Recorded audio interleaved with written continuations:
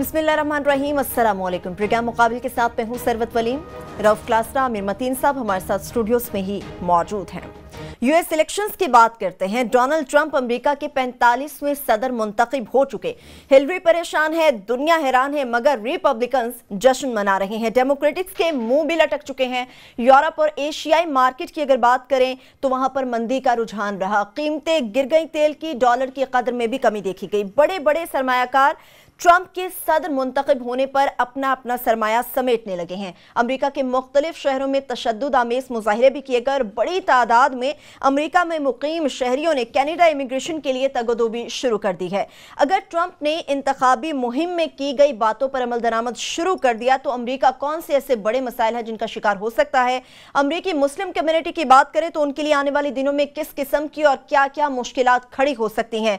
Hillary Clinton को भी हमने देखा कि वो आंखों में आंसू लिए हुए अपनी शिकस्त तस्लीम कर गई। प्रोग्राम के दूसरे हिस्से में आपको बताएंगे, गवर्नर सिंध के हवाले से बात करेंगे कि मुस्तफा कमाल ने गवर्नर इशतुल इबाद की कश्ती को ही डबो डाला। गवर्नर सिंध इशतुल इबाद का अहद अपने इख्तिताम को पहुंचा। साबिक चीफ जस्टिस सईदुज़्ज़मान सिद्दीकी साहब को गवर्नर सिंध मुकर्रर कर दिया गया। अहम मौके पर अमन व अमान के हवाले से यह अहम सूबा है जिसमें तैनाती के क्या मकासद हो सकते हैं, इन पर भी रोशनी डालेंगे। और प्रोग्राम के आखिरी हिस्से में आपको बताएंगे कि सेनेट की कायमा कमेटी बराए खजाना के अहम इजलास में स्कूक बॉन्ड्स के हवाले से अहम ब्रीफिंग दी गई। डॉक्टर वकार मसूद इस कमेटी में आए, मुस्कुराए और फिर चल दिए। सेनेटर्स पर भारी पड़ने वाले डॉक्टर वकार मसूद को सेनेटर्स ने मुश्किल सवालों से बचाए रखा। कर्जाजात और स्कूक बॉन्ड्स के हवाले से कमेटी में जो अहम इंकशाफात किए गए वो भी आपसे शेयर करेंगे। आमिर साहब, वैसे तो बड़े और भी मसाइल हैं, बड़ी बातें जिनको डिस्कस किया जाना चाहिए, लेकिन हमने आज देखा, स्पीचेस को पहले ले लेते हैं। ट्रंप ने 15 मिनट का तकरीबन खिताब किया, ज़्यादा ख़ानदान के नाम रहा, मगर चेहरा मुख्तलिफ नज़र आया इंतखाबी कैंपेन के हवाले से और आज नॉमिनेट होने के बाद। और हिलरी भी आंखों में आंसू थे, आवाज़ आबदीदा थी, मगर चेहरे पर मुस्कुराहट लिए हुए तस्लीम कर गई। ट्रंप की स्पीच बड़ी अनइम्प्रेसिव थी। हालांकि तारीखी तौर पे जो प्रेसिडेंशियल स्पीच होती है उसको देखा जाता है, सुना जाता है बड़े गौर से, उसमें कुछ सुनने वाली बात ही थी, मगर उनसे यही उम्मीद की जाती थी। इस तरह की फ्रिवलस वो कैंपेन रही, उस तरह की वही थी। बहरहाल जीत गए और ये इतना बड़ा अपसेट, मेरा 21वीं सदी का सबसे बड़ा अपसेट यही था कि यहाँ पे हमारे पाकिस्तान में भी हम जो तजिए हो रहे थे, कोई डिस्कस करने को ही तैयार नहीं था कि जनाब इनको भी डिस्कस करें। सारे तजिया नगार, अखबार नवीस, पॉलिटिशियन सारे के सारे इसमें फेल हो गए। बड़े कम लोग पॉसिबिलिटी को डिस्कस कर रहे थे कि ट्रंप आया तो क्या करेंगे। नवाज शरीफ साहब, मैं सोच रहा हूँ कि वो भी, सारे मेरे ख्याल लीडर्स जितने हैं सबकी उम्मीदें हिलरी के साथ थी। मियाँ साहब सोचते होंगे कि बिल क्लिंटन जब आए थे कारगिल के बाद, जब मुश्किल हालात में थे, तो उन्होंने बहुत गुस्सा बनाया था जब मुशर्रफ ने उनको फारिग कर दिया था। तो शायद हिलरी भी उस तरह की, कुछ मिले जुले हालात आजकल भी कुछ वैसे ही बनते जा रहे हैं, तो शायद वो भी हेल्प की उनको उम्मीद थी कि आ जाती तो पुरानी याददाश्त की वजह से जो है ना शायद कुछ करम करेंगी।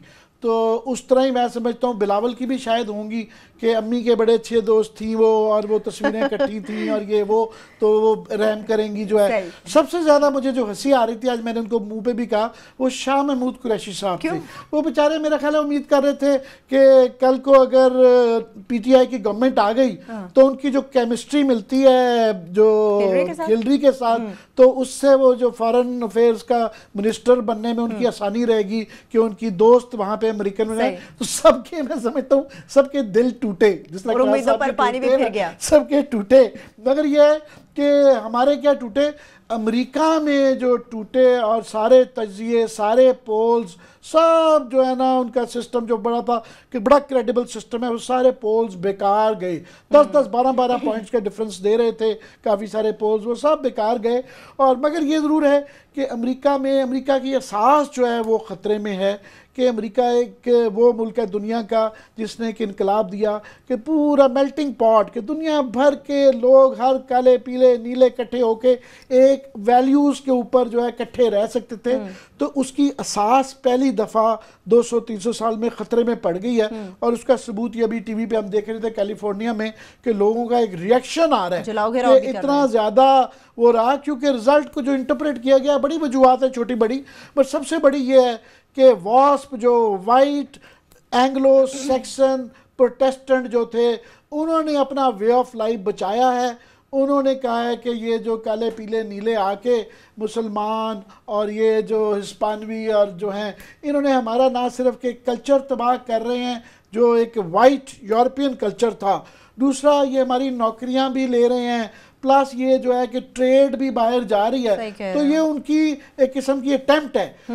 आया वो बचाते बचाते अमेरिका की जो जेनेसिस है, जो कि ये मेल्टिंग पॉट के कॉन्सेप्ट के इर्द गिर्द है कि हर किस्म की वो वैल्यूज़ हैं जो दुनिया को दी हैं। फ्रेंच रेवोल्यूशन के बाद अमेरिकन रेवोल्यूशन ने दुनिया को ये वैल्यूज़ दी हैं कि जनाब हर छोटे बड़े की इज्जत जो है ना, इंसानी इक़दार की, ये वो सारा पहली दफ़ा ना लोगों के दिल टूटे हैं जो अमेरिका की इन खूबसूरतियों को जो प्यार करते थे। बाकी अब यह है कि उसका दुनिया पे मैं समझता हूँ क्या असरात होंगे। तो ये एक मैं समझता हूँ कि वो बड़ा पॉपुलर टर्म हुई थी न्यू वर्ल्ड ऑर्डर। ये एक नया ऑर्डर ज़रूर आ रहा है, क्योंकि इनके आना का मतलब ये है कि ऑफ कोर्स इनके आने में से जो ये इलेक्शन रेटरिक मारते रहे हैं वो उस तरह नहीं होगा।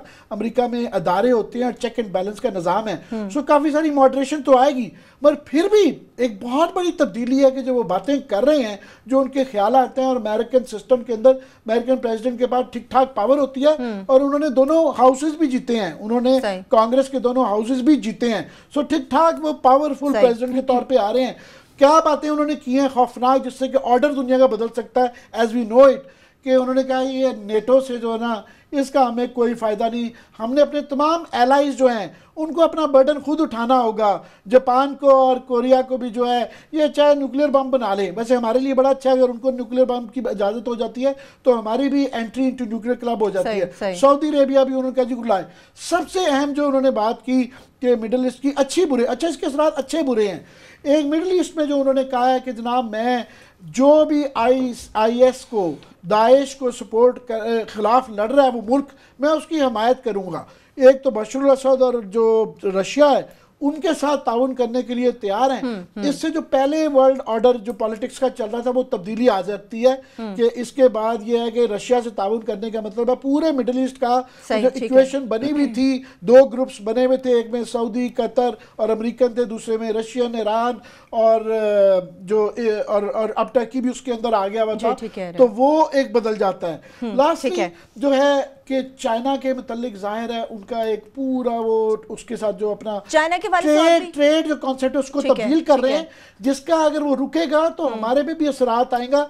जितना अमेरिका से दूर चाइना जाएगा शायद हमारे लिए बेहतर। लास्ट नहीं, बिल्कुल अफगानिस्तान वहाँ से उनके एजेंडे का हिस्सा है कि वो वहाँ से निकलना, पैकअप करना चाहते हैं। तो हमें जो करने की मैं समझता हूँ ज़रूरत है कि हमें तैयार रहना चाहिए कि वो आइंदा जो अगर कभी सख्त बातें आएँ, जो मैसेजेस आ रहे हैं तो हम वो मैसेजेस नहीं पढ़ पा रहे और अपना हाउस इन ऑर्डर नहीं करेंगे तो हमारे लिए हाउस इन ऑर्डर के हवाले से तो बात करेंगे। क्लासेस साहब, एक चीज़ का क्रेडिट मैं आपको दूंगी, कल के प्रोग्राम में आप पहले ये प्रेडिक्शन दे चुके थे कि ट्रंप को जो है वो कमज़ोर उम्मीदवार के तौर पर ना लिया जाए, और आज हमने देख लिया कि ट्रंप जीत चुके हैं। और दूसरी बात ये कि आज के स्पीचेस के हवाले से पहले बात करते हैं, और भी बहुत सारे सवाल मैं इससे शुरू करना चाहता हूँ। वो कहते हैं ना एंड जस्टिफाइज द मीन्स, मतलब उस पर अब दुनिया जो भी तनकीद करे ट्रंप पे, उसकी गुफ्तगू पे, उसके लहजे पे, वो वहाँ पे एक मेरा ख्याल है कि प्रोड्यूसर साहब हमारी वो जो उस पर जो वीडियो आई थी सामने कि वो रेसलिंग में वो मुक्के भी मार रहे हैं, वो शेव भी कर रहे हैं,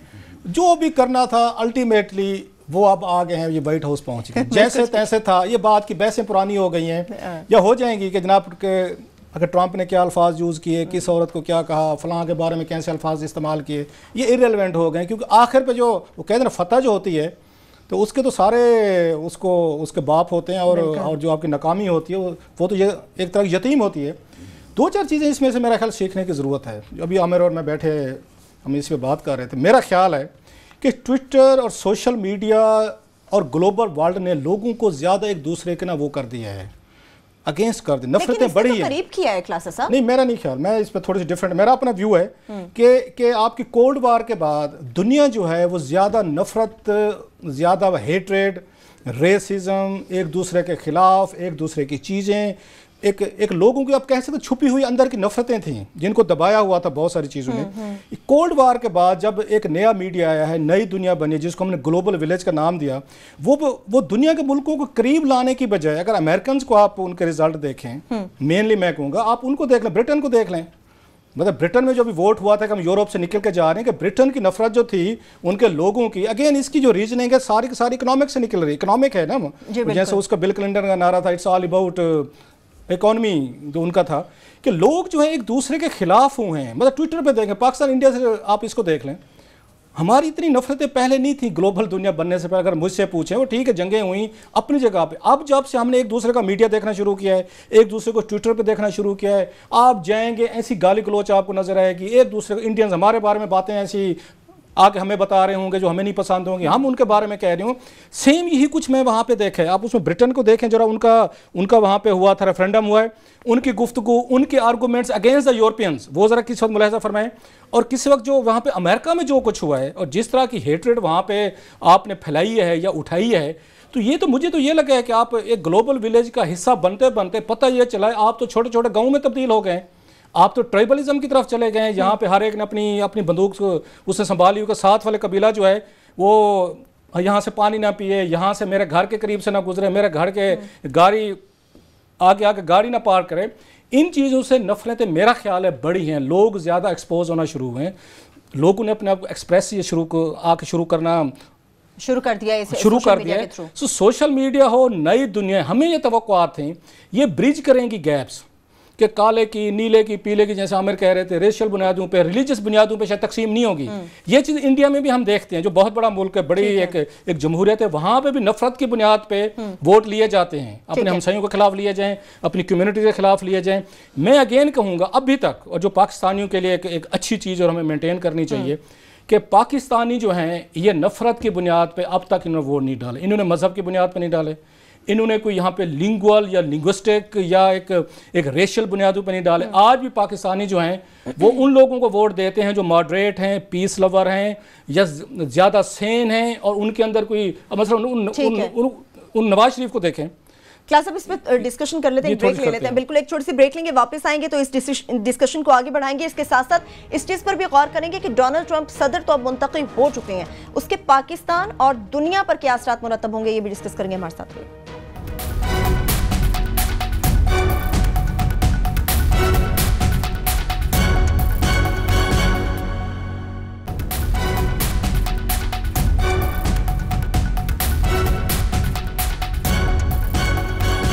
ब्रेक के बाद एक बार फिर से प्रोग्राम में आपको हम खुशामदीद करेंगे। क्लासेस अब सोशल मीडिया के आपने ये तो कह दिया कि नफरतें बढ़ रही हैं, लेकिन इसका इल्ज़ाम किसको दिया जाए? इसका इल्ज़ाम तो किसी को नहीं दे सकते, ना आप इसको बेहतर कर सकते हैं। मतलब पाकिस्तान को देख लें, चले हम यूएसए को तो देख ही रहे हैं कि वहाँ पे इम्पैक्ट आ रहे हैं सामने। पाकिस्तान में पिछले कोई अब 3-4 सालों से देखें कि हर यहाँ पे पॉलिटिकल पार्टी ने, हुकूमतों ने अपने मीडिया सेल बना लिए। मीडिया सेल किस चीज़ के हैं? हमें एजुकेट करें, हमें इन्फॉर्म करें, मुझे करेक्ट करें अगर मैं कहीं गलत बात कह रहा हूँ, फैक्ट्स मेरे गलत हैं, चीज़ मेरी ठीक नहीं है। यहाँ पे गाली गलोच और ट्विटर का इस्तेमाल हम क्या कर रहे हैं, ये पूरी दुनिया में अल्लाह के फजल से ऐसा होना शुरू हो गया है। मनफी हुकूमत के खिलाफ बात करें, आपकी तस्वीरें बना देंगे, आपके उन्होंने वहाँ पे हज़ारों या सैकड़ों की तादाद में, दर्जनों की तादाद में लोग रख लिए। ये पिछले दिन नवाज शरीफ साहब से उनकी मुलाकात भी करवाई थी, ये उन्होंने मरियम नवाज साहबा ने, इनकरेज करने के लिए कि जो बंदा आपकी पॉलिसी, आपके फैसले से, आपके किसी कंडक्ट से इख्तलाफ करते उसको गाली देनी है, उसके नाम से झूठी चीज़ें फैलानी है। ये काम आपकी हुकूमतें कर रही हैं। हुकूमतों का काम ये नहीं होता, आप पब्लिक में आप उन पब्लिक ऑफिस होल्ड करते हैं, आप पे तनकीद आएगी, आप यहाँ प्राइम मिनिस्टर हैं, बादशाह हैं या जो भी हैं, आपको फेस करना चाहिए। हाँ, आप सोशल मीडिया इस्तेमाल करें एजुकेट करने के लिए, हमें इन्फॉर्म करने के लिए, हमें करेक्ट करने के लिए कहीं गलत है। कह रहे हैं आप क्या कर रहे हैं? गाली गलोच पे चले गए। अच्छा, same goes for Imran Khan साहब, लोग उनको आके तनकीद करना ये निशाना बनाते हैं कि ये ट्रेंड जो है ना गाली गलोच वाला, ये आपके फैंस ने शुरू किया।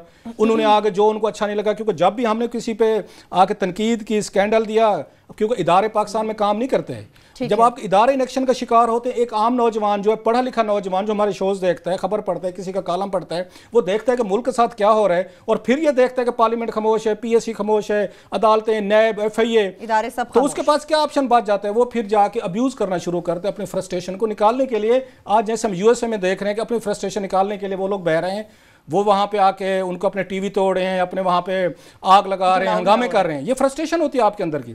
सो पाकिस्तान में सेम है, बल्कि उसकी जहद गिशकोरी की बड़ी अच्छी एक हमारे ये फेलो जर्नलिस्ट है, बड़ी खूबसूरत स्टोरी थी कि पाकिस्तान में ये सोशल मीडिया जो है, हुकूमतें और अपोजिशन पार्टीज इस पर बिलियंस ऑफ रुपीज़ खर्च कर रही हैं। हो क्या रहा है? अवेयरनेस की बजाय जो मैं देख रहा हूँ, शायद हम भी उसका हिस्सा हैं अनइंटेंशनली तौर पर, कि नफरत बढ़ रही है, गुस्सा बढ़ रहा है, एक दूसरे के खिलाफ मतलब तलवारें निकाल के हम निकले हुए हैं, rather than taking it as के मेरी ओपिनियन हो सकती है, गलत हो सकती है, आमिर की गलत हो सकती है, दीगर की। अच्छा, same it goes for the countries. जैसे मैंने कहा, कभी ट्विटर पे जाए, पाकिस्तान इंडिया के लोग जो हैं नौजवान एक दूसरे से बहस करेंगे, 2 मिनट बाद गाली गलौज शुरू हो जाएगी।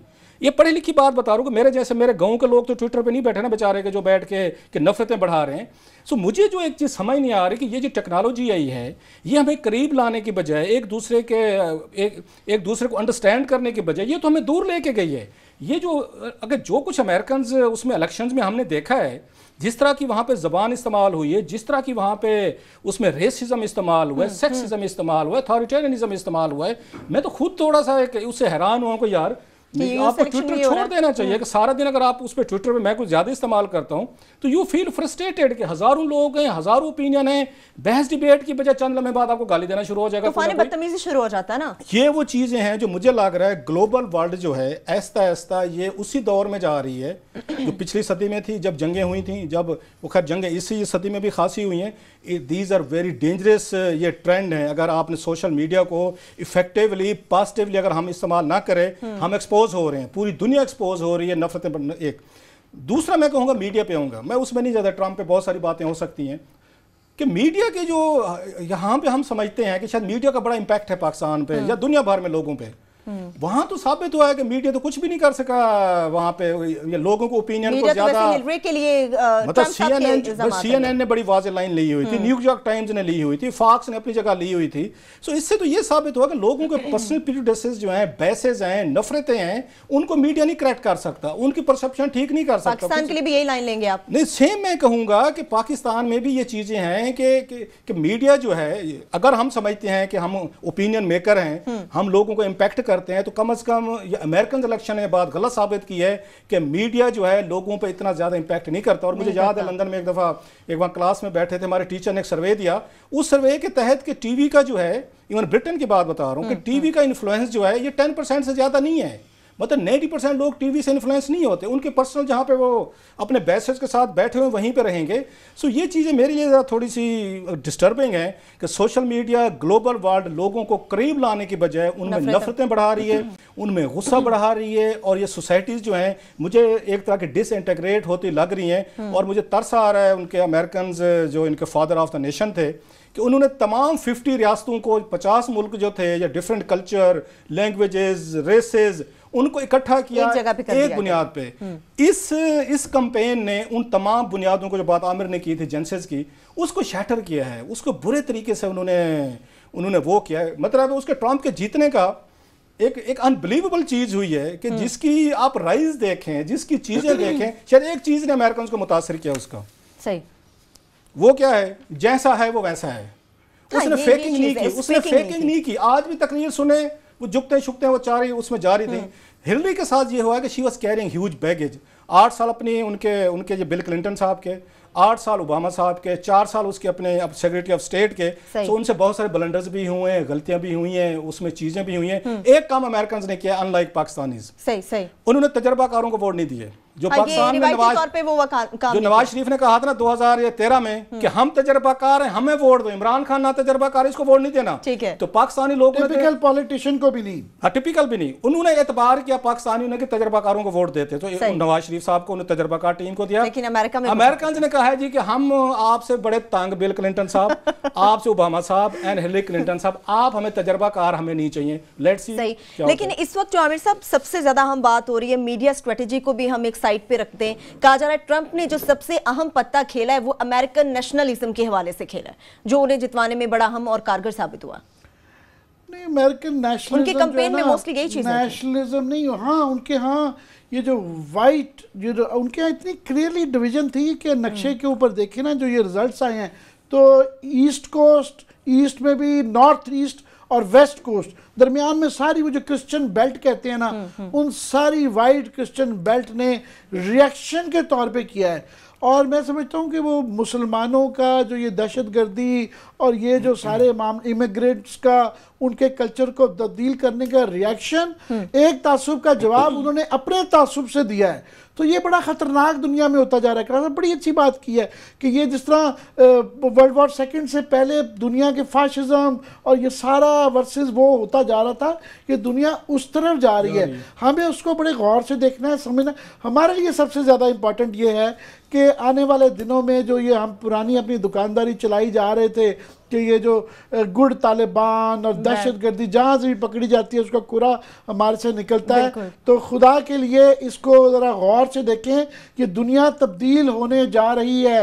ये नेटो को उसने कहा डिसबैंड करें, उसने कहा चीन से जो है हमारा वो तल्लुकात नहीं, इससे एक भौचाल आएगा दुनिया में। ये बड़ा न्यू ऑर्डर है, ये न्यू ऑर्डर आ रहा है, हमें उसके लिए तैयार होने अपने आप को। सबसे ज़्यादा अच्छा ये है कि ये जो हमारे हम कहते रहते हैं ये उनका सहारा लेके जो 4 सफारतकार कह गए कि अपना हाउस इन ऑर्डर कर लें, दुनिया की परसेप्शंस अपने मुतालिक तब्दील करें कि हमारे लिए कोई किसी किस्म के दहशतगर्द को आमिर साहब, एक मुझे ना छोटी सी ब्रेक लेनी है। जिस तरह से आपने 4 सिफारतकारों के हवाले से बात की है, एक सवाल मेरे भी जहन में खारजा पॉलिसीज को लेकर है, वो हम ब्रेक के बाद वापस आएंगे, वो भी करेंगे। इसके साथ साथ नए गवर्नर सिंध की तैनाती के हवाले से भी अहम मौजू है, इस पर भी बात करेंगे। हमारे साथ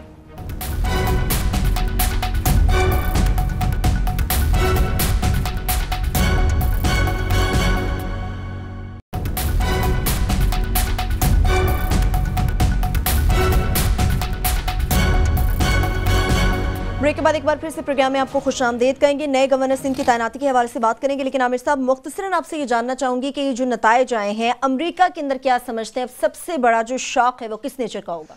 नेचर तो दुनिया भर के लिए शौक है कि अमेरिका से उनका सॉफ्ट इनकलाब जो है ना, और उनकी ये इंसानी इक़्तिदार का एक हर किस्म के लोगों को एब्जॉर्ब करना, इमिग्रेंट्स ने ये कल्चर दिया और हर एक को बर्दाश्त करने वहाँ से आए।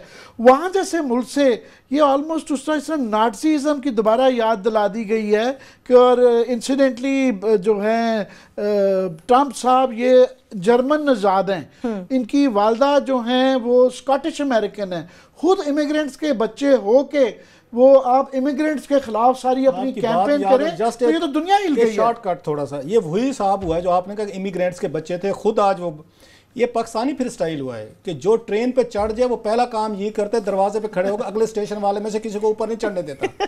जो एक दफा बस पे चढ़ जाए वो अंदर से पहला काम यही करते, कुंडी लगा देते कि और कोई ना आए। ये ट्रेनों में भी यही कुछ होता है। हम तो इसके विक्टिम भी रहे, हम ये काम खुद भी करते रहे, दूसरे हमारे साथ भी करते रहे।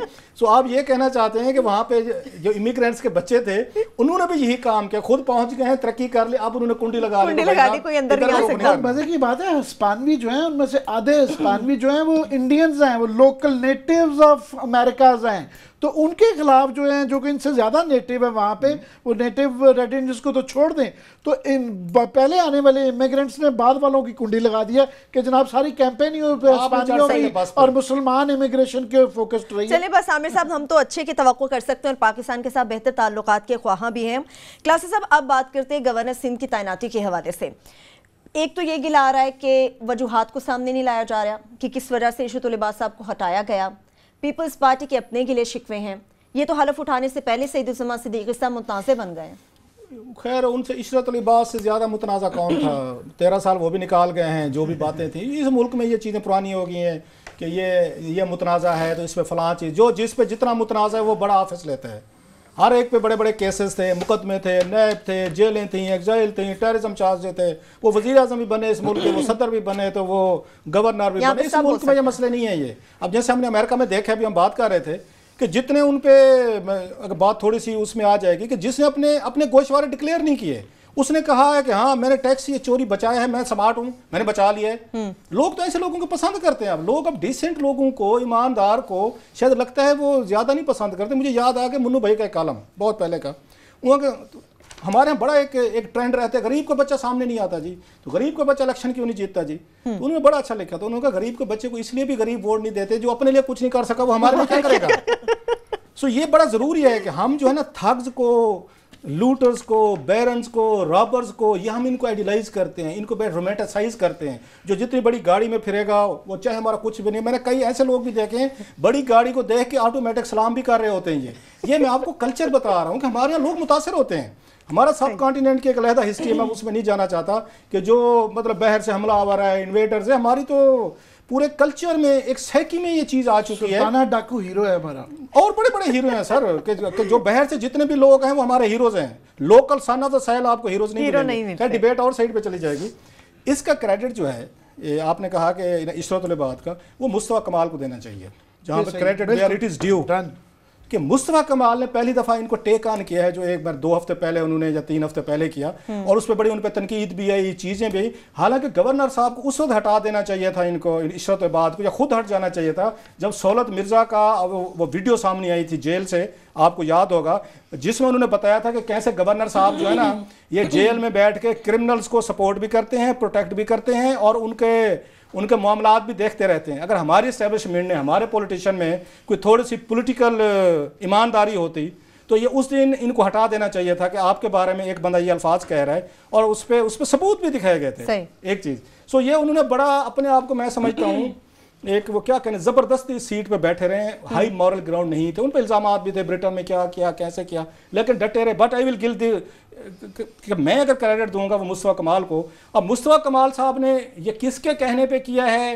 एस्टैब्लिशमेंट तो फिर क्रेडिट मुस्तफा कमाल को ना देना क्लासा साहब, अगर किसी के कहने पे किया है तो फिर आप क्यों क्रेडिट? अगर मुझे किसी ने स्टोरी ब्रीफ की हुई है या स्कैंडल मुझे जो मिलते हैं, तो मैं ऐसे मिलते हैं ना, तो क्रेडिट मैं ले लेता होता ना, मैं जो पीछे मुझे स्टोरी दे रहा था उस बेचारे को कभी क्रेडिट मिला है कि किसने स्टोरी दी है? सो क्रेडिट अल्टीमेटली जाएगा। एक चीज़, दूसरी चीज़ जो इसमें है, ये कम इन पे सईद-उज़्ज़मान सदीकी साहब को, मेरा ये ख्याल है, my view, I may be wrong, ये उनके ओहदे से छोटा ओहदा है। वो चीफ जस्टिस ऑफ पाकिस्तान रहे हुए हैं। चीफ जस्टिस के बाद अब इनके साथ उन्होंने शरीफ फैमिली ने भी ज्यादती की है। इनको ये शरीफ फैमिली क्यों पसंद करती है? वो ये करती है कि इन्होंने जना मुशर्रफ का वो जो था पीसीओ वाले जजेस से हलफ नहीं उठाया था। 2 वर्जन है इस पे। एक तो ये है कि इनसे पहले पूछा गया था ना बातों बातों में जी कि जो फैसला आना है आपने क्या करना है, तो मुशर्रफ साहब को चैलेंज किया। जफर अली शाह साहब का केस था मेरा ख्याल है, तो इन्होंने कहीं बता दिया जी कि हम तो नहीं जी, हम तो ये कानून और उस पर चलेंगे, जो कि ठीक स्टांस था। ये बात पहुंच गई मुजफ्फर उन तक, जना मुशर्रफ साहब ने, सो उन्होंने इनको बुलाया नहीं था। एक वर्जन ये है। अच्छा, ठीक। इनको बुलाया नहीं किया था कि हजूर आप तशरीफ ही ना लाएं, आप घर बैठें। तो दूसरा क्या वर्जन? दूसरा वर्जन देखा नहीं कि इन्होंने स्टांस लिया था, जो वर्जन सेल किया गया नवाज शरीफ साहब को, जद्दा में थे या जेल में थे, कि जनाब ये देखें जुडिशरी में कोई एक बंदा तो है जिसने उनको इनकार कर दिया, रिफ्यूज किया। उनका क्रेडिट है, उसमें मानने में हर्ज नहीं है, उनको देना चाहिए क्रेडिट। और लोग ले रहे थे, ये भी हलफ ले लेते। सो नवाज शरीफ साहब अपने थे तो इनको रिपे कर रहे हैं उस एहसान का बदला। अच्छा, नवाज शरीफ साहब बड़े समझदार हैं। 2013 में जब 2008 में जब जरदारी साहब का इलेक्शन होने लगा प्रेसिडेंट के लिए, जब पता था कि वो हारेंगे इलेक्शन, उन्होंने इनको अपना वो नॉमिनेट कर दिया सदारती उम्मीदवार, अगेन नोइंगली कि ये लूज करेंगे। लेकिन जब जीतना था 1997-98 में फरूक लगारी के बाद, उस वक्त उन्होंने रफीक तारड़ को लगाया था। जरा इनकी समझदारियां देखें, मतलब शरीफ फैमिली बड़ी समझदार है। जहां हारने वाली पोस्ट थी उस पर सईद-उज़्ज़मान सदीकी साहब को कि आपकी ना जो मुशर्रफ को की थी उसका बदला दे रहे हैं। जहां रिवार्ड देना था उन्होंने ममनू हुसैन को बिठा दे, सदर भी बना देते सईद-उज़्ज़मान सदीकी को। 2008 में सदर बनाया था ना आपने इसको कैंडिडेट, वाई नॉट आपके 2000 इसमें मेरा ख्याल 13-14 में जब जरदारी साहब हटे हैं, उस वक्त क्यों नहीं? तो इससे पता चलता है कि हजूर आपने एक तरह अपना पिक एंड चूज रखा हुआ है। उनको भी वैसे दाद देनी चाहिए कि आपको सदारती उम्मीदवार नहीं बनाया, ममनू हुसैन को हुसैन को बनाए आपने, फिर भी ये पोस्ट जो डमी पोस्ट है, टूथलेस है, कोई इसमें कोई इतनी बड़ी जान नहीं है। इसका मैसेज क्या भेजा गया है? बहुत सारे जजेस को, जर्नलिस्ट को भी यहाँ पे टेम्पटेशन मिलती है कि आप हमारे लिए काम करेंगे, हमारे लिए लिखेंगे, आपको ओहदे भी देंगे, वजीर भी बनाएंगे, सफ़ीर भी बनाएंगे, लंबी का खाते, हमारे लिए भी है एक पैकेज है। एक पैकेज जुडिशरी के लिए भी है कि अगर आप हमारे लिए खड़ेंगे तो जनाब आपको या सदर भी बनाया जा सकता है, तारड़ को बनाया गया था, आपको गवर्नर भी बनाया जा सकता है, लोन साहब को सेनेटर भी बनाया जा सकता है। पैकेजेस है ना, ऐसे ब्यूरोक्रेसी के लिए भी है। वो ख्वाजा ज़हीर साहब में मेरा ख्याल है कि अगर आप हमारे खानदान के गुलाम बन के रहेंगे तो हम आपको बादशाह अपना एडवाइजर भी लगाएंगे। सो पैकेजेस हैं डिफरेंट लोगों के लिए, मीडिया के लोगों के लिए अलहदा पैकेज है, जुडिशरी के लिए अलहदा है, ब्यूरोक्रेसी के लिए अलहदा है, तो फौजियों के लिए भी एक अदद पैकेज है को लेना चाहिए। तो सही है, ठीक है। आमिर साहब मैं आपकी तरफ आऊंगी, मुझे एक ब्रेक लेना है, एक ब्रेक लेंगे, वापस आएंगे तो आमिर साहब का तो व्यू इस पर लेंगे। इसके साथ साथ स्कूक बॉन्ड्स के हवाले से सेनेट की कायमा कमेटी बराए खजाना में जो हम ब्रीफिंग हुई है उससे मुतालिक भी इंकशाफात आपके साथ शेयर करेंगे। हमारे साथ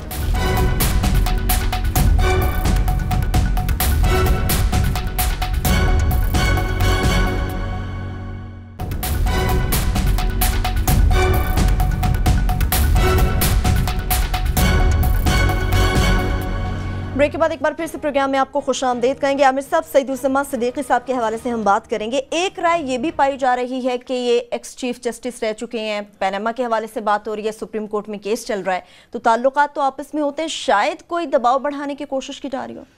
बड़ा क्या, अभी मैं ये जसारत नहीं कर सकता, मगर माजी को देखते हुए कि मियाँ साहब का एक पुराना तारड़ साहब से भी इस तरह के काम करवाए गए और उन्हीं जजों को नवाजते हैं जिसने किसी न कभी ना कहीं इनको कहीं नवाजा हो फायदा तो दिया। अब नो फ्री लंचेस, दो फ्री लंच तो नहीं है, तो पता नहीं क्या इनकी अदा, एक तो ये ओथ पीसीओ का ना लेने की वो पसंद आई या उसके अलावा कोई है, तो मैं ये जसारत नहीं कर ये सकता। और बात है, मैं छोटी सी आपको कट कर रहा हूँ, सॉरी, ये और बात है, जिन्होंने जनाब मुशर्रफ को वर्दी के साथ वोट डाले थे उनको कैबिनेट में बिठाया हुआ है। जिन्होंने पीसीओ पे हलफ नहीं लिया था वो बड़े अच्छे हैं, लेकिन जिन्होंने जनाब मुशर्रफ को वर्दी में वोट दिया, कैबिनेट में थे, नारे लगाए, वो कैबिनेट में बैठे। मियाँ साहब के अपने असूल हैं, अपने ज़ाब्ते हैं, अपना उनका रोशन ज़मीर है सर, और अपना तरीका। हैरानी की बात ये नहीं है कि इनको शुरुआत को हटा के इनको लगाया जा रहा है, हैरानी की बात तो ये है कि इतनी देर बाद क्यों किया जा रहा है। पहले वो देखे ना मुशर्रफ के साथ पीपल्स पार्टी वाले आज बड़ा बुरा बना रहे थे कि जी हमारे से तो पूछ के नहीं कहा गया। भाई साहब, आपने मुशर्रफ से इतना ज़्यादा वो बाकियात थी और 5 साल तक उसको चला ही रखा और अब आपको ख्याल आ गया। इन्होंने भी जो 4 साल तक उनको रखा और मेरा नहीं ख्याल है दुनिया की तारीख में कोई गवर्नर ऐसा होगा जिसके ऊपर कोई ऐसा इल्ज़ाम नहीं है, कत्ल, अगवा, पता नहीं, वो तो नाम लेते रहते, वो सारी थाने की लिस्ट खत्म हो जाती है जो इन पे इल्जाम नहीं था और वो 13 साल उसके बावजूद चला गए। ये तारीख में कभी मुशर्रफ को क्रेडिट तो है ना, इसका क्रेडिट है, सारों को फिर क्रेडिट है, तीनों पार्टी को भी क्रेडिट है, रखा इनको भी क्रेडिट रखिया। पर मैं समझता हूँ मैसेजेस में 2-4 और क्रेडिट बिल्कुल कमाल ने ये इनिशिएटिव को मुस्तफा कमाल ने लिया, पर मैं समझता हूँ 2-3 मैसेजेस एक दिए हैं। एक तो ये है कि इशरतुल-उबाद का जो था वो एक किस्म का एस्टैब्लिशमेंट का, सिंध हुकूमत का, पीपल्स पार्टी यानी और नून लीग का, तीनों का एक मुत्तफ़क़ा फैसला था, मुत्तफ़क़ा कैंडिडेट थे। इससे ये नज़र आ गया कि तीनों का जो आपस में था ना मुत्तफ़क़ा, वो नफाक उसमें पड़ गया है। अब ये अलग-अलग हो गए हैं कि प्राइम मिनिस्टर ने कहा है नाम है जो इस्टेब्लिशमेंट का जो है यहाँ पे गवर्नर चाहिए, अपना गवर्नर चाहिए। अब इसका जो चाहे फौज वाले भी मैसेज ले ले कि भाई साहब ये रेंजर्स आगे जो आपको पूरा सिंध कराची दिया गया था ना, अब हम भी उसके अंदर आ गए हैं। इसके अंदर पीपल्स पार्टी को भी मैसेज आता है कि आप चीची चाचा करते हैं ना, कल को गवर्नर रूल भी लग सकता है। और साथ उनका पहला जो आज बयान था कि मैं वहां पे लोकल बॉडीज कराऊंगा, गवर्नर के पास क्या इख्तियार है कि वो लोकल बॉडीज को इम्प्लीमेंट करवाए। और वो इख्तियारात के हवाले से भी बात, पंजाब के जो टूथलेस गवर्नर है रफीक रिजवाना साहब, वो भी बड़े दावे करते थे, एक आध उनको भी सुने थोड़ी सी डांट पड़ी है, वो भी चुप करके कोने में बैठ गए, ऐसे दावे करते हैं। उनकी तो ये नहीं, ये खतरनाक ऐसी है कि वो तो अपनी पार्टी के आदमी है, ये इनकी पार्टी, वहां पे पीपल्स पार्टी की गवर्नमेंट है, कानून जो लोकल पार्टीज का उन्होंने बनाना है, उन्होंने लगाना है। अब ये एमक्यूएम को खुश कर रहे हैं, ये बेसिकली कि एमक्यूएम वहां से जीती हुई है, उनको पावर नहीं मिल रही, तो लोकल बॉडीज ये उनको एक किस्म का, आप देखें ना वहां बड़ी पॉलिटिक्स में कराची में मेजर चीज चल रही है। एक तरफ एमक्यूएम जाके मुशर्रफ साहब को मिलाई है और वो ताने बाने आ रहे हैं क्योंकि वो टर्म नहीं चली है कि आगे -1 थी, अब +1 जो है, तो वो अल्ताफ हुसैन के बाद जो वो यतीम हो गए हैं वो ग्रुप जा रहा, और उनको उधर से तो मार पड़ ही रही है, डर के मारे। कोई बेचारा कराची, आपने गौर किया है कि काफ़ी दिनों से आपको एमक्यूएम का कोई जो एमक्यूएम मेन एमक्यूएम पाकिस्तान है उसका आदमी बड़ा रेयरली टीवी पे नजर आता है। क्यों? सबकी जान निकली हुई है कि कराची में अल्ताफ भाई की वो जो तंजीम के बंदे जो साउथ अफ्रीका में बैठे हुए हैं ना, हर एक को ऊपर डर है कि मुझे कोई आगे गोली ना मार जाए, डरते हैं वो। दूसरा, उनको जो है ये फारूक सत्तार के घर पे पुलिस भी चढ़ी हुई है, रेंजर्स भी चढ़ी हुई है, उन बेचारों को तो वो यतीम है, दोनों तरफ से मार पीट रही है। ने वैसे अपने दौर में उनको अब्बा जो मिले वो मुशर्रफ ही मिले, दाद देता हूं, बस देखते हैं ना क्या होता है। ऐसे इन बेचारों ने अपने दौर में कई लोगों को बेचारा बनाया हुआ है, अभी आप बेचारे बन गए हैं। ये बेचारे तो कराची है, कराची के अवाम है कि इधर से आता है वो भी बेचारा इस तरह कर सकता है, उधर से आता है वो भी बेचारा हो जाता है। एमक्यूएम के और पता नहीं ये पॉलिटिक्स नून लीग की नहीं समझ आती, पीपल्स पार्टी की नहीं समझ आती, पीटीआई आउट हो गई है, सो टोटल एक कंफ्यूजन है। ठीक है, अब बात बड़ी क्लियर हो गई है, कंफ्यूजन खत्म हो गई है। सारा मेला जो है ना, जो किसी हमारे जैसे किसी देहाती जट जो गया था मेले पे, और वापसी पे अपनी पग किसी ने चुरा ली थी, तो उसने घर वालों ने पूछा कि मेले का सुना है? उसने कहा मेला क्या था, सारा मेला जो है मेरी पग चुराने के लिए ये किया गया था। तो अब मुझे समझ आ रही है कि कराची का जो मेला था वो जनरल मुशर्रफ साहब के सर पे पग रखने के लिए ये किया गया था। जो हिंट्स आ रहे हैं, अगर आपने अल्ताफ हुसैन को हटा के ऑपरेशन करके जनरल मुशर्रफ साहब को, एक कमांडो साहब को लाना है और कमांडो साहब ने बैठ के चीज़ें ठीक करनी है, जो इज़हारुल हक साहब की, उनकी इज़हारुल हसन क्या नाम है उनका, इज़हारुल हसन साहब, उनकी मुलाकात हुई है, तो उससे तो मेरे जैसे बदखा तो यही कहेंगे कि जनाब ये सारा मेला जो रचाया गया था ये तो अपने एक्स बास के लिए, अपने एक्स चीफ के लिए था। नहीं तो वो पार्टी यहाँ से चलाएंगे या वहाँ से चलाएंगे? मेरा टेक ये है कि क्यों कर रहे हैं। मैं समझता हूँ कराची में इस वक्त जो है ना, असल जो अंडरग्राउंड ये जो टीटी पिस्तौल वाले हैं ना, जिनको वो तंजीम कहते हैं, वो तंजीम के लड़के बटे हुए हैं। एक नीस कायम खानी साहब का ग्रुप है जो कि वो ज़ाहिर है वो भी इस चीज़ के इंचार्ज रहे हुए हैं तंजीम के, वो देखते थे। फिर आमिर खान अब पाकिस्तान ग्रुप में ओरिजिनल एक अल्ताफ भाई का जो अभी भी वो जो बच्चे हैं जो साउथ अफ्रीका से बहते हैं, असल सबसे बड़ा ग्रुप अभी भी वो है। सो ये सारे एक दूसरे के हैं, तो उनका ये ख्याल है कि मुशर्रफ साहब हैं तो जाहिर है फौजी आदमी है, शायद ये प्रोटेक्शन दिलवा दें, तो वो इसलिए लाया जा रहा है। पर वो है एक मज़गा केस, उसमें बेचारे जो है ना कराची के अवाम ही नजर आ रहे हैं कि हर तरफ से कोई पीस रहे हैं, कोई इधर से खींच लेता है।